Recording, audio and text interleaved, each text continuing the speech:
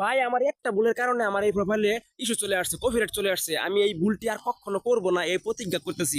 আপনারা এই ভুল থেকে শিক্ষা নেন। আমি যেই ভুলটা করছি ভাই, আমি আমার ভিডিওতে আমার এই ফেসবুকে গতকালকে খেলা হয়েছিল, জার্মানি খেলা হয়েছিল, আপনারা সবাই দেখেছেন, এবং বিশাল বিশাল পর্দায় খেলা হয়েছিল, পর্দায় দেখছি আমি। আমি সেই মানে মনের শখে আমি সেই ভিডিওটা, সেই লাইভটা আমি আমার মোবাইল দিয়ে ডাইরেক্ট লাইভ করে ফেলেছিলাম কিছুক্ষণ মাত্র। মনে হওয়ার সাথে সাথে আমি কেটে দিয়েছি। কেটে দেওয়ার পরে কিন্তু কিছুক্ষণ পরেই 2-3 সেকেন্ড পরেই আমি আমার প্রোফাইলে ঢুকে দেখলাম আমার ইস্যু, মানে কপিরাইট ইস্যু চলে আসছে।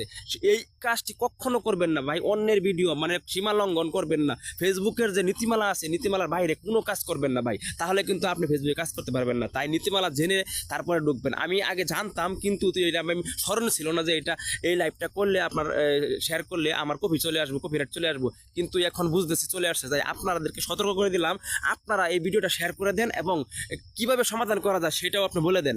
সমাধান যারা শুনবে জানবে, তারা আপনারা এখান থেকে শিখতে পারবে।